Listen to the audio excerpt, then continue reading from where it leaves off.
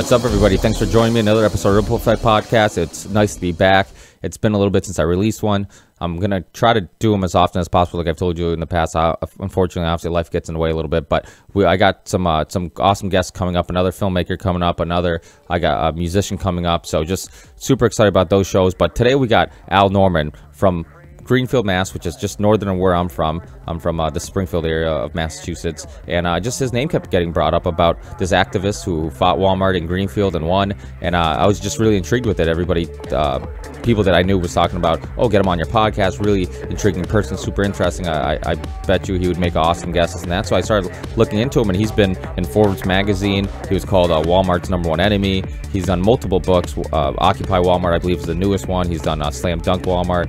He was also, I believe his work was also in the film Walmart, The High Cost of Low Prices, which I remember seeing a long time ago. I believe it came out in 06 or something like that. Really awesome documentary. I believe it's still available on Netflix that just goes through all the issues with Walmart and stuff like that. So just it was really awesome to hear that this guy, not too far from my neck of the woods, was this activist and made national news. He was on 60 Minutes to basically tell a story about his fight with Walmart. So just super excited about that.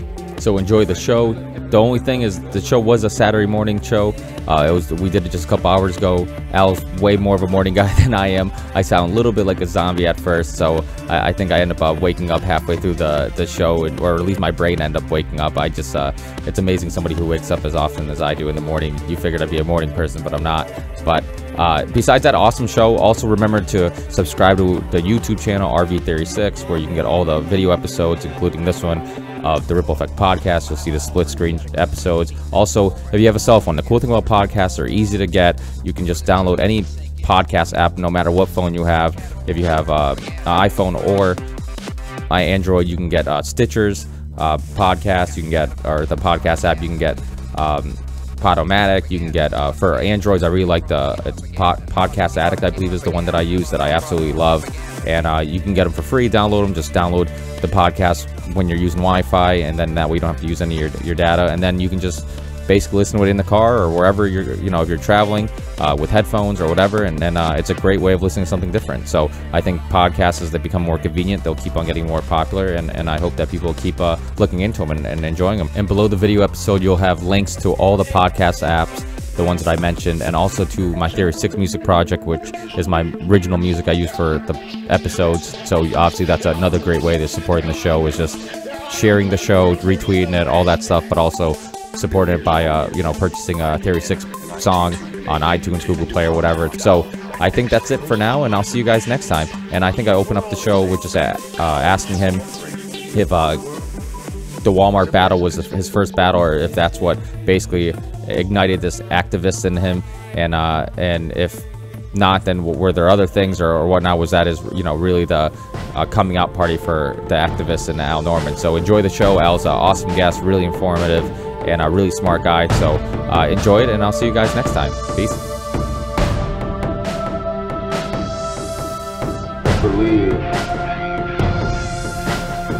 in the ripple effect.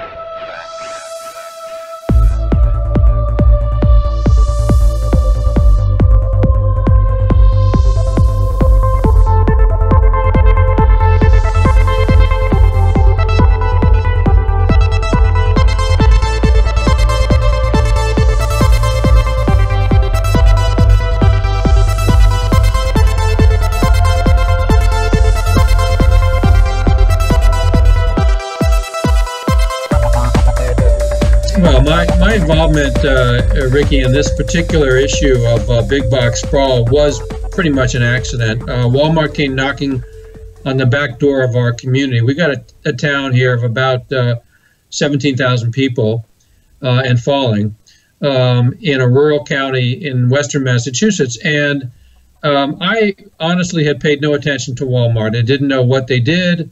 I knew something about they were basically out of the South, out of Arkansas, Missouri, but it didn't mean anything to me. And a friend of mine who was a city councilor at the time, this is back in '93, said to me that Walmart wants to build a 165,000 square foot store in Greenfield, and we need your help, because to do it, they had to get some land rezoned by the city council. And would you help us? Because the this friend of mine knew that I've been involved in politics and organizing for many years. In fact, more than 25 years ago, I was involved with an early pipeline, liquid natural gas pipeline through Franklin County that I got very involved in, and I was involved in the anti-nuclear movement. So this is not something new for me. Was not something new for me, but fighting a retail project on the surface is a little strange, because somebody might ask, well, what's the issue? It's just a store.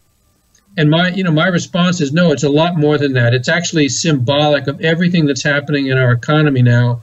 The tremendous inequality between the billionaires at the top and the rest of us at the bottom, and the whole notion that Walmart is a perfect poster child of the corporation that's out of control, the corporation that exploits people from every step along the chain. It is a chain store, and at every link in the chain, somebody is being terrifically exploited, from the sweatshops in China to the sales floor in Massachusetts. People are being taken advantage of by this company, and I think a lot of people in the public are beginning to understand, this is after 20 years of education, beginning to understand that these corporations have amassed enormous power and are doing things that are not good for the public. So I got into it accidentally, but I became fervently committed to trying to explain to people that you don't need a Walmart in your community, and they are not a good actor. And what do you think is the biggest issue with opening a Walmart in a local community? You think it's, a lot of people will debate that you'll end up getting, people who are struggling, they'll have cheaper prices and all that stuff, but that obviously all comes at a cost. And I think a lot of people don't realize that cost is, one, a lot of these people who work at Walmart are on, they have a payroll salary. They try to keep them part-time. We're basically paying for their insurance and their benefits and a lot of, the needs that they have, because Walmart doesn't pay them enough. And I think that's a huge issue with big corporations. Is I know I have a buddy who's a manager at a big company. I can't remember if it's CVS or Walgreens, but one of them. And he was talking about how they get this giant bonus if they keep their salary at this, at below this number, and the lower you keep it, the bigger salary you have. And I remember getting in this debate with him, and I'm like, you do realize the bonus you get could easily pay these guys who are working part-time, who are making way less than you, the money that they need to help them pay their bills and make ends meet. So I'm like, so what you're saying is the big corporation would rather give one guy all this money than, spread it within all these people. And because, really after the bonus, I wonder how much they actually save, from the salary. So, and well, Walmart does similar things, right? Yeah, you raised a number of issues there. The simplest way to describe the Walmart business model is it's a form of voodoo economics, what the original George Bush used to call voodoo economics. What I mean by that is that on the surface, it looks like people often say, well, we need a Walmart because it'll bring in jobs and tax revenue. But when you peel the layers back on that issue, in fact, this is not a form of economic development. It's a form of economic displacement. What's been happening in this country over the past, really, Walmart was created in '62. So over the past half century, what we've been seeing is a substitute of the local merchant or even the regional merchant with the national merchant instead, and a consolidation of power. Where companies like Walmart now dominantly control groceries and general merchandise in this country. And what you've had is a swap out of jobs. Some studies have shown that for every one job that Walmart creates, 2 or 2.5 jobs are destroyed. So in terms of employment, we're not actually seeing growth in employment. Walmart is the largest private employer in America, has, let's say, around 1.5 million people in this country. And this workforce, as you pointed out, is predominantly made up of low-income workers, starting off maybe at $8 or $8.50 an hour. They're on food stamps that we pay for. They're getting Medicaid, which we pay for. And they're getting earned income tax credits, which we pay for through our tax system. There is an enormous subsidy. In fact, Senator Bernie Sanders calls Walmart the largest welfare recipient in America. We are giving them an enormous transfer of wealth. Recently, Walmart said they hadn't been doing so well because food stamp purchases were down, and that'll give you a sense of where their money is coming from. That food stamp money is ours. That the taxpayers put that money into their pocket. So there's this transfer of income to Walmart that essentially has taken out other players from the field. If you look at New England, for example, all the regional chain stores are gone. Ames, Rich's, Caldor's, Bradley's, all those stores are gone. When I first came to Greenfield in the early 70s, we had several smaller regional chains to shop at to get household goods and other items, and we had local grocery stores as well. Now most of that's gone. The drugstores are closed up. The locally owned drugstores are gone. All of this has been consolidated, and the upshot in terms of economics is that wealth has become consolidated into fewer and fewer hands, and like cream, it's rising to the top, so that you have the Walton family, the heirs of Sam Walton, are now the richest family in America, controlling more wealth than the bottom 40% of Americans. Now that's been largely discussed. This issue of the inequality of distribution of wealth is a very serious problem for this economy, because people at the bottom aren't spending. They don't have the money to spend. And so you have these billionaires, like the Waltons and the Koch brothers, who are holding on to money at the top, not spending it, keeping it out of the economy, and basically they don't have any idea of what to do with so much money. And one study recently showed, Ricky, that if Walmart had postponed one of its repurchases of stock recently, they could have given every employee a $5 an hour raise, and it wouldn't have changed prices at all to the consumer. So this is the kind of voodoo economics that is ruining our economy. And let me mention one other thing. In the process of doing this, of creating this empire, this enormous empire of sellers, they have shifted manufacturing jobs out of this country to third world countries, to Mexico, then to China, to Vietnam. The greatest symbol of that is the icon of American products, the Levi Jean Company. They don't make Levi's in America anymore. All those stitching jobs and all those factories are gone. They're now, if you want to buy a pair of Levi's jeans, you better look for the tag made in China, because those jobs are gone. Now, that one study showed that Walmart was responsible for more than 300,000 lost manufacturing jobs in the early 2000s. The figure is higher now. And ironically, Walmart is so bad that Walmart recently held what they called an open forum, where they invited U.S. manufacturers to pitch their products to them. And they're going full circle back to, hey, there used to be this thing called American manufacturing. Maybe we should give it a second look, because their founder, Sam Walton, wrote an autobiography called Made in America. What a joke that was. This is a company that really ought to be called China Mart. Oh, yeah, absolutely. I think there's a lot of issues that you hit on. I've got a lot of great topics. I think the income inequality is a huge issue. And like I was telling you before we started recording, I think you just look at the basic information of without doing any statistics. We know that the rich keep getting richer. The prices of everything keeps going up, and none of us are making more money. So obviously the money is just funneling to the top. And we've never had. I mean, I've saw so many. There's so many different statistics. And I know people are like, oh yeah, this statistic is flawed, or there's fine print to this statistic. But most of them will tell you we have some of the worst income inequality in the world. And this is amazing for a world power, a country that it's supposed to be progressive, and it's one of those things where I think that companies going public has had a huge effect on the way we look at capitalism and corporations and all that stuff. Because the other thing too is that capitalism, with all the isms, and this is like my big issue with the isms, is that all these ideologies, it's like we think that, oh, capitalism must work. That's how everybody made their money. Well, that's how a few made their money, and really it works in small. I think small sample sizes. I think when you look at if you have a coffee shop across from my coffee shop and you give better service, you're gonna get more customers. I'm gonna have to be more competitive. But once your coffee shop turns into Dunkin' Donuts or Starbucks, Starbucks, then you have more control than I do, because now you can. You look at what Walmart did.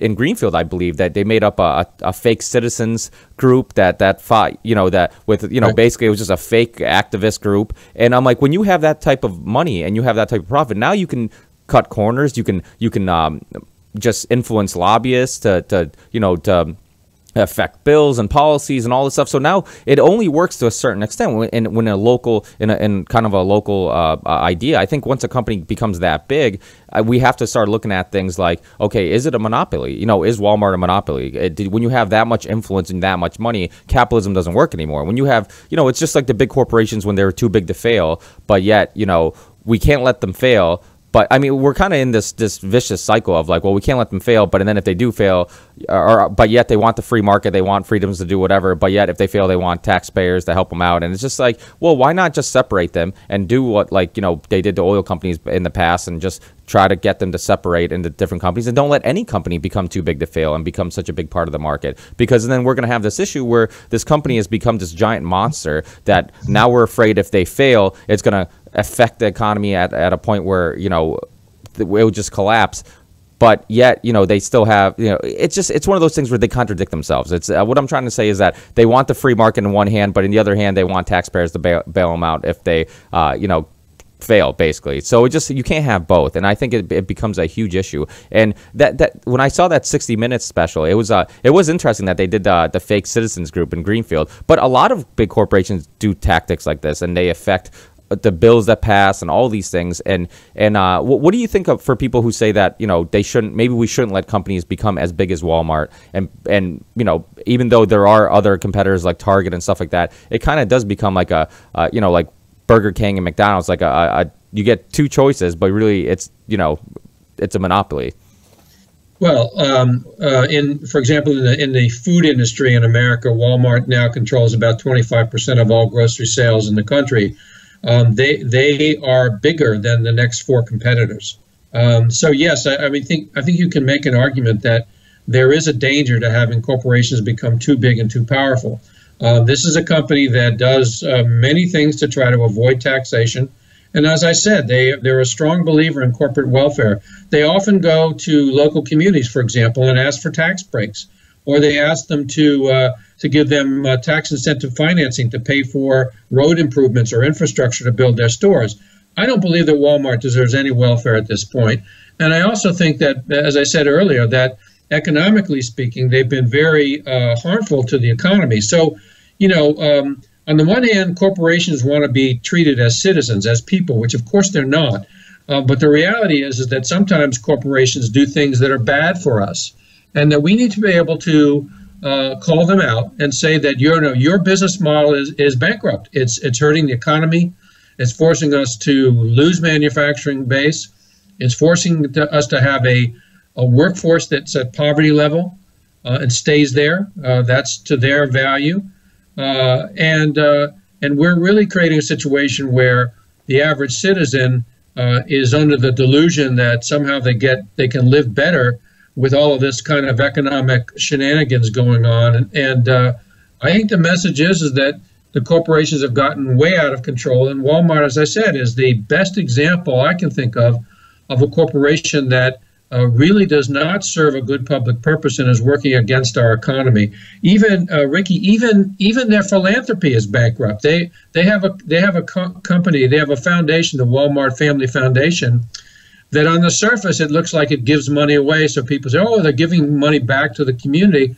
The reality is, and I wrote about this on my website, Sprawl-Busters.com, on Twitter, which is @Sprawl-Busters without a hyphen.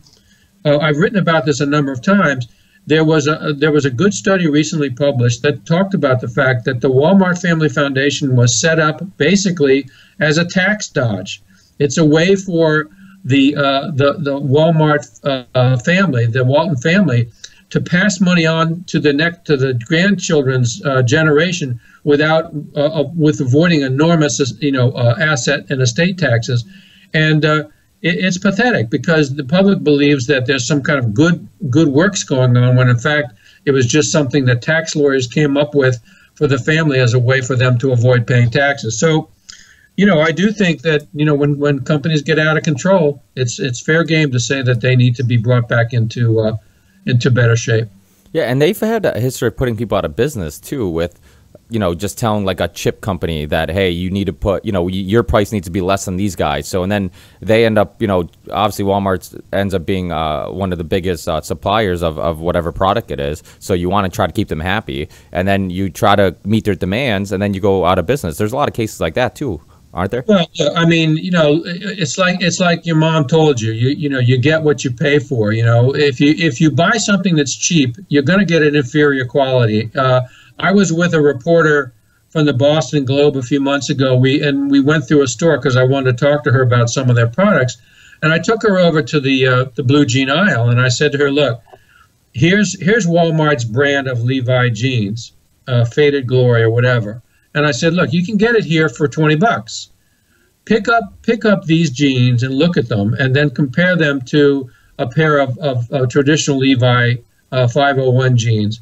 The weight is different. The threads per inch are different. It's an entirely different product. Those cheap jeans will last maybe a third of the time that a better made pair of jeans will buy." So people think that if they're price conscious only and don't look at quality, they will get an inferior product that they're unhappy with. It'll end up in the landfill. This is one of the reasons why the Germans, for example, wouldn't accept Walmart. They failed there utterly because Germans don't buy cheap. Yeah. They buy quality. And most people I know, when you point out to them that, yeah, you can buy a very inferior version of the product that I don't care whether it's a barbecue grill or jeans, you can buy products that look to be similar to products that you think are quality, but in fact, the Walmart version of it has plastic instead of metal or cheaper components, and you're buying a product that is not going to have the durability and quality that you would get by going for a better quality product. And most consumers don't even know this, and it's hard for them because even when you look at the storekeeping unit, the so-called SKU number, you don't see the difference between something else that's better quality. But again, it's lack of education, it's ignorance, and people think, I'm just going after the cheap underwear, and it's a financial mistake for those families and for the economy. Yeah, well, we've become a consumer market. We don't export anything, and we buy everything from China. And there's a great documentary called Death by China or Death to China. It's on Netflix. Really interesting documentary about I think it was during the Clinton times when they end up doing more trade or some agreement with China. It's been a while since I watched it, so I can't get all my details correct, but definitely go check it out. And it shows how all the stuff comes from there. And the Germans are a perfect example too, because something that was really interesting about Germany is that they had a collapse in their economy at the same time we did, and they used this type of, I believe it's socialism, and it's worked, and it's one of those things where it's funny how these words like socialism and like all these isms have become, people will just dismiss them without ever really knowing what they mean. And I tell people all the time, I'm like, if I give you just ideas and don't tell you which ism it falls under, you might agree with that ism that you don't, that the title itself you might disagree with. But it's like the media's done such a great job of like just using these words as in a negative manner, like, oh, socialism, oh, what are you, a socialist? Wait, I didn't know like wanting to help everybody was a bad thing, and Germany has this rule where 50%, if it's a certain size type of company, 50% of the corporation has to be, the board has to be voted in by 50% of the employees, which is a great thing. It's a great thing, and so you look at it. In different countries, different types of economies that work. I think in this country, we're a perfect example of how capitalism doesn't work. Maybe it works for a very short period of time, but in the long run, it doesn't work. And I know you talked about how you're activist for nuclear power. That's a perfect example. Look at Fukushima. Look at, we can't keep raping the earth of its resources and then expecting it not to eventually kick us in the ass, and I think that's eventually what's going to happen. By the time we realize what's going on, it's too late. I can't believe there's still people who deny global climate change. Like when most scientists, if not all of them that are credible, all agree that, something is going on. And to think, I think common sense tells you that we're burning fuel all the time, we have planes in the air, we put chemicals in the ground. To think that has no effect on the natural earth is insanity. Well, by the way, on the issue of the environment, Walmart is a tremendous waster of resources. That's why I call them Sprawl-Mart, because what they'll do is they'll take 20 or 30 acres of land at a clip and build a store that's, as big as an airplane hangar that people have trouble navigating, and it's so big it takes them hours to get through. And what's happened is there's been a reaction against that now, where consumers are saying, look, I don't want to spend an hour going through your store. I want to be able to get what I want and get out. Walmart is now building 15,000 square foot stores called express stores. That compares with their supercenters used to be 200,000 square feet, 220,000 square feet. What we got into in Greenfield, for example, was a fight over size. Walmart started off at 165,000 square feet. Well, the only comparable store in our community at the time was a 62,000 square foot Stop and Shop. So Walmart wanted to come in, well over twice the size of the biggest store we had in town. And people didn't understand. We said, the neighbors said, look, we can live with an 80,000 square foot store, half the size. And, our local zoning board and planning board, the planning board particularly, and the mayor, all of them said, no, it has to be very, very big. We need the bigger the store, the better. We ended up having litigation over this project. And believe it or not, we are now 3 years in court over this issue. And the main issue is scale, because the neighbors were willing to accept a store that was 2 acres just for the building. So you get into this thing about why are we wasting such enormous amounts of time, of land rather. And one of the things that's happening is that the giant supercenters are becoming dinosaurs. The ice age of the Walmart superstore has already started, because companies like Google and Amazon are going to clean the clock of the superstores. In the future, you're going to be able to order what you want online and have it delivered to your home by companies like Google. And you're not going to need superstores. You're going to have warehouses for sure. But all of this overbuilding and the squandering of land is such a waste. This week I was working on with some folks in Green Bay, Wisconsin, who just defeated a Walmart after about a 6-month battle. Walmart wanted to locate a store about 160,000 square feet in downtown Green Bay. And the local residents said, no way, this is a downtown historic district. We don't want your single-story, flat-roofed, dead piece of architecture. We don't want it. And Walmart persisted and pushed, and this week they lost. And it's just typical that Sam Walton used to say, if a community for whatever reason doesn't want us, we're not going to go in there and create a fuss.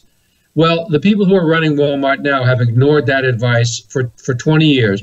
They will push their way into a community, come hell or high water, and often it's high water that comes and they get defeated. On my website, there is a list of more than 350 communities that have said no. So I'm encouraged that people are finally getting Walmart's number and starting to realize that this corporation is a renegade corporation.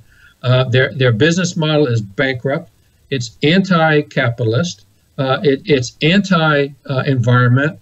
It's anti-worker, and it's anti-community. And people have had enough. They're fed up with it. I get calls and emails all the time from people who are saying, keep doing what you're doing, keep spreading the word. I won't ever shop at Walmart again now that I know who they are. Yeah, and that must be an awesome feeling, because I've had a few emails myself of just people saying that they support people who are out there trying to spread information and stuff like that. And I know for me it's a great feeling, because this isn't my full-time job, and it's something that I take my own time and money and effort to do. And I know it's nice when you realize that you are affecting people's lives in a positive manner. So I mean, definitely it's awesome what you do. I think it's awesome that you fight such a big corporation. I mean, when you first fought them, did you feel like you could actually win this battle, or were you not worried about that and you were just more passionate about the cause? It's funny, because in 1993 in October, when we fought them, I had a bumper sticker in my pocket the night of the vote, because we had to go to the voters to beat them. We had to get some land rezoned back to industrial. I had a bumper sticker in my pocket that I never had to pull out, but it said, if they build it, we won't come. I was prepared. Everybody told me, you will never be able to beat Walmart. And since 1993, I've told people, don't listen to that. When mayors tell you, when city councilors tell you, when zoning boards tell you, it's a done deal, don't waste your time, say to them, excuse me, I don't think I heard you correctly. Did you say it was a dumb deal? because I agree with that. This is a dumb deal, and I'm going to fight it until it dies. So, yeah, I didn't think we would win, honestly. We had very little money to work with, and we only had about, 12, 14 weeks to organize. Everybody told me you're going to lose. But I figured, what the heck? I believe that we're right. And when you believe you're right, you just keep doing what you're doing despite your critics. And I've had 20 years worth of critics telling me that you're off base, you shouldn't be saying what you're saying, Walmart's a great company. I basically ignore the critics and do what I think is right in my heart. And like you, I don't do this for a living. I could make more money being a bagger at Walmart hour for hour than what I do. My full-time job is working as a lobbyist for the elderly. I only do this because I've become passionate about fighting a corporation that I think is bad for America. Yeah, that's awesome. I mean, I think my whole reason of starting this podcast, and like yourself, I've been lucky enough to actually get some very notable people on the show, and kind of started off thinking that I don't know what type of noise I'd make, but I'm glad I made some and somebody's listening. But I always tell people, regardless how much attention you think you're going to get or how successful you'll be, do things for the right reasons. And the reason is because you truly believe in the cause and you truly believe in the issue. And you might be surprised how, the intention and the difference that you might make. And even if it's as simple as sparking a conversation, I say this all the time on the show, even if, you're stuck in the everyday grind of working a full-time job, just sparking a conversation and bringing up these issues and bringing up these topics, I think is so important, because we've been told our whole lives, don't ever talk about religion, don't ever talk about politics, but yet we can argue all day about sports, and it's just like, sports isn't, I mean, at the end of the day, I'm a sports fan, but they're not that important. If the Red Sox win or lose, if the Patriots win or lose, the next day my life goes on. I still have to go to my crappy job. And I think that sports have gotten so popular because of the fact that we do have crappy jobs, and gives us, I mean, I look forward after a long day of work to come home and watch the Celtics game that night against the Lakers. And I'm excited. It helps me get through the day. It gives me something to look forward to. So I think that's why sports are so important, but, or why it's so popular, I should say. But I still think that it's important to don't stray away from these topics that might be taboo or you think might cause a debate or argument, because I don't understand why we can debate about if Tom Brady's the best quarterback, but we can't debate about, hey, what do you think about this, or what do you think about that politician, or what do you think about this policy, or what do you think about shopping at Walmart, So I just think that we shouldn't stray away from these conversations. And if we're all open-minded, if people, I think the problem is that we pick teams, and I've said this 1,000 times on the show, but I think that we're still those tribal monkeys where we pick. We're in these tribes, these tribal people, where we pick teams, and then once you pick a team, it's either you're pro Walmart or you're anti Walmart, and there's no, in the middle. There's no. There's very few people that, if they're conservative, will listen to a liberal idea, and if you're liberal, listen to a conservative idea. And I think that separates us. And I think that as time is evolving and people are evolving and technology, you made a really good point about technology, because I think that one thing that Walmart probably didn't see coming, or they should have saw coming, was technology eventually is going to make shopping way more convenient online. I buy almost everything online. Going to Walmart is the worst experience ever. I mean, you feel like it's where everybody, it's a lot of just I don't know, it's crazy. A lot of people. It's chaos. They never have enough people hired at register, so the lines are always huge, and it's just like it's a nightmare. So I'd rather pay more and shop online, or go to a local small place, and that local small place actually cares about the product they're giving you. When you get a big corporation like Walmart, the only thing they care about is their stockholders. And the problem with public companies is that they don't care about the long-term effects of the company. They care about quarterly gains. They care about making money now. They make decisions based on that. If that means, if it's a food company that can put a chemical in their food that saves them money, but yet, they ban it a year from now, but yet they already made their money for their stockholders, so they don't care, like, they'll do it, and that type of stuff does happen. And I think it's important for people to shop local. And I know it's hard because we're in a time where people are tight on money, but nobody working 40. That's the other thing that really bothers me, is that why are people working 40 hours a week and broke? Nobody who works 40 hours a week should be broke. And that. Yeah, good. That's a good point. The president said the other day that no one who's working full time should have to raise their children in poverty, and that's basically what Walmart announced a few weeks ago that at least 25% of their people were working for poverty wages. That's one of the issues that really bothers me. I've been trying to work with with some of the unions and with a group called Our Walmart, who are Walmart employees, to make the point that regardless about how you feel about the company, the workers need a stronger voice at the workplace because they're being taken advantage of. That these people are working at a wage that they can't even support their family. So we as taxpayers, as I said earlier, are chipping in. But when I talk to people about the basic issue of fairness, do you think Walmart is a fair company? Do you think they pay their workers fairly? Do you think they treat communities fairly? Do you think they treat sweatshop workers in foreign countries who sometimes die for them in these Bangladeshi factories that collapse? People generally say, no, I don't like that about them. I don't like it. But often they'll say to me, but, I got to get my cheap underwear somewhere. And I usually say back to them, I've been living now for 21 years without ever shopping at Walmart. And believe it or not, I'm a happy person. I don't need Walmart to fulfill me. My theory is that the emptier people's lives become, the more they have to fill up their shelves with goods, with nonsense, with stuff that they end up not even needing, and they throw it away. If you look at the shopping carts of some of the people coming out of Walmart, you kind of wonder, what is this economy turned into? We're buying all this crap that breaks and ends up in landfills and has to be recycled, and it's stuff that doesn't last long. It's disposable. It's the throwaway economy. That's what Walmart is really creating, an economy that is completely disposable and of little value. And when you sit somebody down and talk to them about their spending and their purchasing, they'll tell you they're unhappy about it. They don't like it. I know I buy too much and I'm wasteful, and that's why I have to go to Walmart to buy more stuff that I don't need. So it's kind of like a vicious cycle. But I am an example of someone who is weaned from Walmart. I've never used them. I don't need them. The rest of my life will go on without them. It's not a place I need to shop. And I don't think I'm that unusual. I think there are a lot of people who, if they look at their spending habits, could be more efficient in their spending, and they could actually live better without Walmart.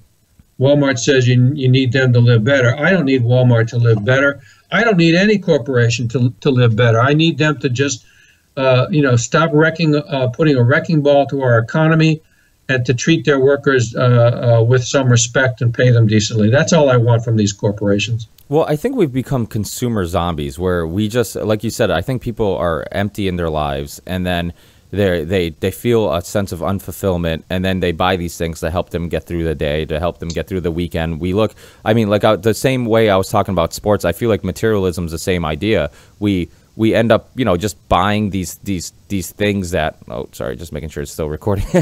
And we end up buying these things just to kind of help us get through the day and help us feel better. I mean, a lot of people, it's like when you're in, what we call the middle class today, you don't have enough money to invest. Okay. So you're not going to invest. And so you're living paycheck to paycheck, and any extra money, you're just like, what's the point of me saving it? I'm not going to save shit anyways. I might as well go buy something, make myself feel a little better. And Right. And a person, how many people, and everybody knows this is true about themselves and others, how many of us impulse buy? You go into a store with 12 items on your list, and then you come out with 45 items in your basket. Walmart really satisfies that sort of out of control, mindless consumerism that's doing so much harm to this economy. We've turned from a country of makers to a country of baggers. Again, the largest workforce in our country now are sales clerks and baggers. And our manufacturing sector took a big hit because we've moved from makers to takers. And it's just, I think it's very sad how the country has devolved into measuring the economy by consumer confidence, how much we buy. And based on that, I know I'm a lousy member of the contributing society because I'm not consumer driven. I don't feel the need to crowd myself with products that I buy cheaply from Walmart or Target or Home Depot. I don't go to any of them. I don't buy shoddy products, and I don't patronize these stores. So I guess I'm a bad consumer from the George Bush school of economics, that I should be out there just mindlessly purchasing things. And I don't think I'm alone, but I do think there's a lot of Americans who partially out of depression, find themselves adding more and more and more because they think that it's saving them some money by buying all this stuff, and they end up wondering at the end of the month where all their money went. Yeah, and we're talking a little bit about the psyche of consumers, but I also think what's interesting to note is the psyche of these big corporations. Like, you look at, you know, a billionaire, a millionaire, or whatever, how much money do you need? We look at, you know, consuming can be an addiction. We could look at alcoholism, alcohol, tobacco, you know, whatever, and we look at that as addiction, but we never look at these big CEOs of corporations who need more and need more and need more as addicts, and they are. I mean, The Wolf of Wall Street, it was funny when that film came out. I loved the opening scene when he was cutting up the cocaine, and he was talking about addiction, and then you know, it was this whole idea, this metaphor of it wasn't the cocaine he was addicted to, it was money, and right. And it's we never put them in the same category. We never look at addiction to money as any other addiction. It's like all other addictions go in this category, and then money addiction is okay. It's like we've made it okay to be addicted to this you know, to this thing that really is meaningless. And so I think that you look at, you know, how much money, you know, a lot of the CEOs and millionaires make in this country, and just it was funny because I was just having a conversation with my girlfriend recently about those shows that show you, you know, the biggest houses in Beverly Hills and, you know, the lifestyles of rich and famous. And I was telling her how every time I see those shows on, I can't turn it off immediately, but I watch a little bit of it, and I can feel my blood boiling, because it's just like, to know that there's people in the world that are struggling, people in the world who need water, people in the world that are dying because they don't have the necessities, and yet these people are just throwing money away on yachts, and yet are still motivated to wake up the next day and try to squeeze and squeeze and squeeze more. It's insanity to me. I mean, if I was a millionaire, if you were a millionaire, we'd be sitting on a beach smoking cigars, having a glass of wine, reading a book, I'm assuming. I wouldn't be motivated to work every day and try to squeeze more and more and more. If I knew my kids were good, my grandkids were good, why? It's like, so it's funny how we don't ever look at that as a psychological issue, like as a psychological addiction, and it really is, you know. And do you see it as the same way?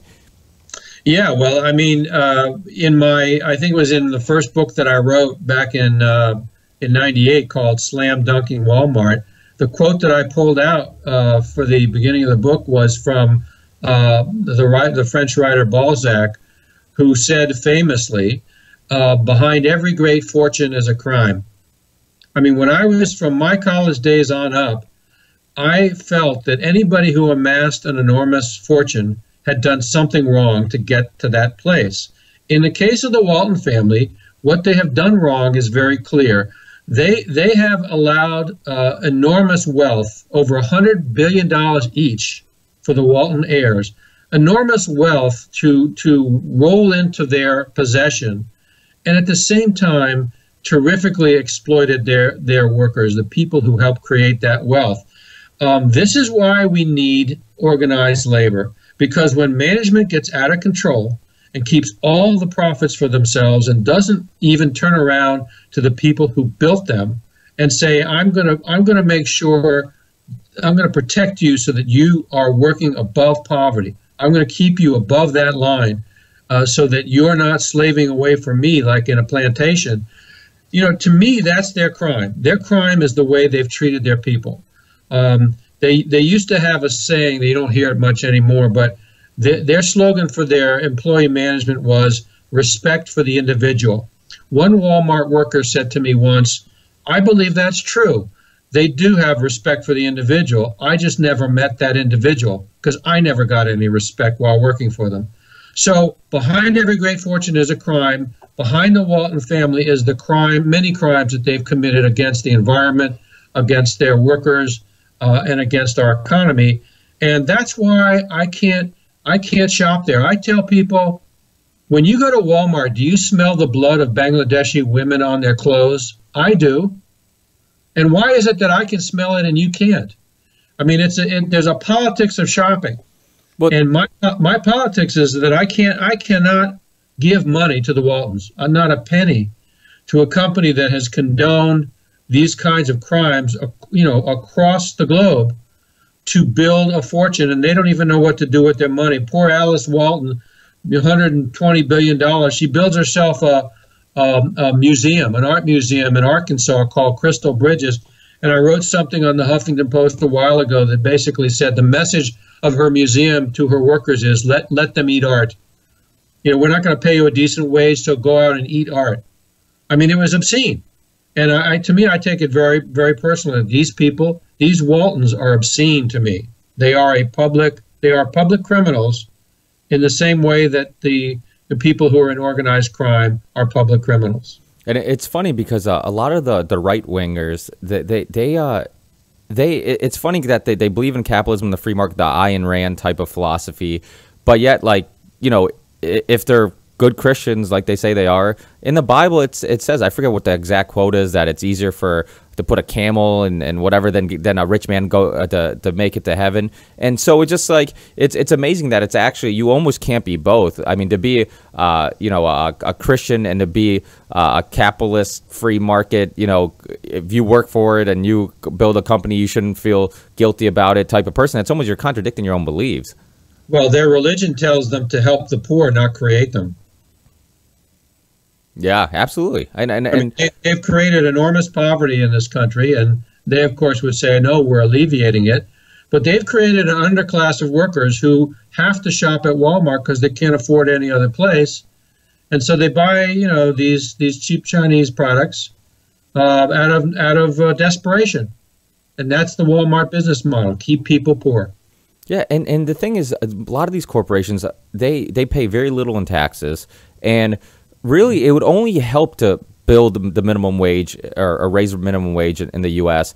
and have the rich pay a little more in taxes, because we're in a consumer market. Like you said, we import everything. So basically we make our money from us buying things. Well, if you want people to buy things, give them more money, you know, give them more money to use and go buy things. So if the middle class made more money, they'd be able to buy more things. And if they buy more things, these companies would be making their profits regardless, and they'd be sharing some of it with the middle class. So this trickle down effect that, you know, I've been hearing, you know, forever. Oh yeah, it works because they'll create more jobs. Well, guess what? If a rich person, especially now with Wall Street and basically that they invest all their money, any profit they make, they're reinvesting. They're not spending it on building a bigger store or hiring more people or giving raises. So this whole idea of if a corporation makes more money, they're gonna reinvest in their employees and all this stuff is bullshit. None of that. It never happens, you know. And this is what happens when you have management that has such enormous control and disorganized workers. This is what happens. I mean, there is no level playing field inside the Walmart store in terms of management and labor. The workers are disorganized. They have no effective voice. Walmart says it has an open door policy for listening to employee complaints. And again, an employee said to me, the open door policy means open your mouth, you're out the door. And that's really what's happened. The people who have been agitating for organized labor at Walmart, a lot of them have been fired, including here in Massachusetts. So again, if you're building your riches off the backs of working people, you are exhibiting a bankrupt model, and you should not get my support or my sympathy. That's why I cannot morally set foot in a Walmart without feeling sick. Yeah, and I think to end this podcast on a positive note, I think that there is things to look forward to. I think that you can't lie to the public the way they used to. I think people like you look at it when you were putting together, you know, these rallies and these groups in the 90s, you didn't have the internet and Facebook and social network to be able to get people together and meet like-minded people. So I think that it's really, as long as we can keep the internet this free place, and, you know, and we're gonna have our battles, which you know, we've seen in the past with SOPA and all these things, like, and net neutrality. If we can keep it this open and free place where we can round up people, like-minded people, and we can share ideas and put information out there, then I think things only can, I think, can only get better with sharing information. I think that the next election, just the future of this country is it's going to be very interesting what happens, because I feel like you can't lie to people the way you used to. You know, people can just do a simple Google search and find, you know, some information, do their own research. They don't have to get all the information from CNN and Fox News and MSNBC. I think that it's important that we can do our own research. You were saying how, you know, when you go into Walmart, you can, you know, you think of these sweatshops in other countries. I think a lot of people don't, because for the longest time we didn't, you know, the media doesn't show you these things because obviously they're getting paid by people who are marketing on those websites, on those channels, and they're not going to let them air that stuff. So now we're in a world where you can get documentaries for free on YouTube, on Netflix, and all these things, and you can share this information. So I think things are looking. There is a revolution of awareness, I believe, that's going on. Yeah, I would agree with you, and on a positive note as well, that, you know, it may sound like a funny thing to say, but the good news is that Walmart is the most reviled corporation in America today. I mean, they have higher negatives with general consumers than any other corporation that you can name, because people are beginning to demand that if these corporations want to be treated as people, then we expect them to serve their public mission and help us and help the economy and truly make our lives better instead of using it as a corporate slogan.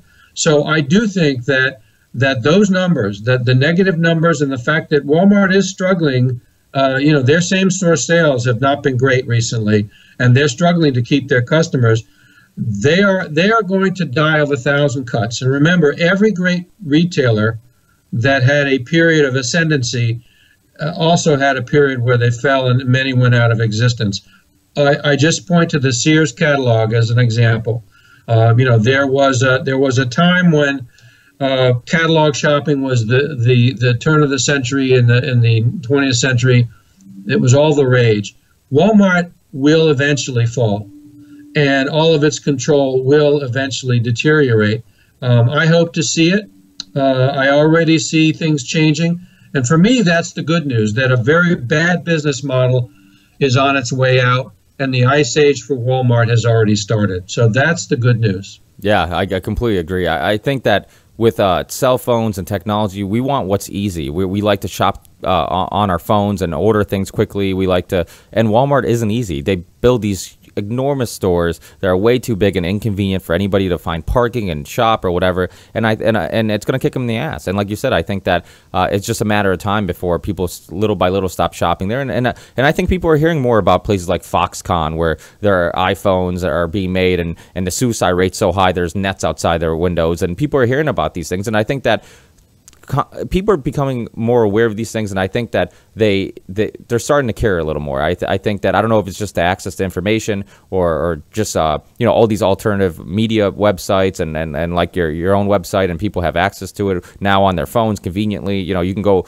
take while you're on break at work, you can go on a website or look at your Twitter feed and get some stories. So I think that it is a positive thing. Unfortunately, I always feel like, you know, there's always some greedy hand that's going to mess things up, but you know, I look forward to see where we're going. I'm sure for many years you've heard, oh, these are some crazy times, you know, but I feel like, honestly, now more than ever, we are living in some crazy times. Things are advancing and changing so quickly. So it's going to be interesting to see, you know, in our lifetimes, what's going to happen and how the people are going to react to all this access to information and being able to see firsthand corruption and all these things.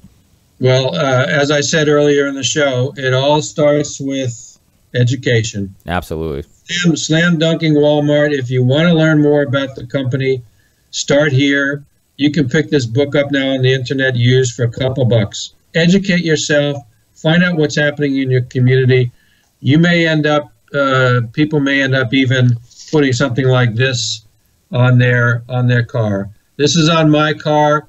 I won't set foot in Walmart, and I just encourage people, stay out of the bad corporations and stick with your local merchants. Yeah, beautiful. Thanks, Al. I really appreciate it. It's awesome to meet another person from not too. It was funny. I was just working in your neck of the woods. I was working on Hope Street doing that construction there, and then one of the detail officers, well, a couple of them brought your name up, and then I'm like, I got to try to email this guy. So it was cool to you know, talk and conversate and know that, you know, and like I said, it's amazing that you basically made national news fighting a big corporation with very few resources in the 90s and no social networking like we have today. So it's quite an accomplishment. Well, I thank you for what you're doing, because these kinds of podcasts are important to educate people to the other side of the story, that the other side of the wall that they don't hear about. So thanks for doing it. Hey, yeah, no problem. This is fun, and I think just like yourself, when you're passionate about something, it's easy. It's almost easy to do the right thing than try to sleep at night knowing you could have and you didn't. You know. Well, right. And people say to me, "Don't your detractors bring you down?" And I say, no. When you believe in your heart that you're doing the right thing, no amount of criticism will have any impact on you at all. So just keep what you're doing, and I'll do the same. Yeah, absolutely. Thanks, Al. And underneath the video episode on YouTube, I'll put all the links to his website, his Twitter account, and all that stuff. So definitely check that out. And thanks again, Al, and I really appreciate it. Let's do it again. Yeah, definitely. Thanks, Al. Have a good one. You too.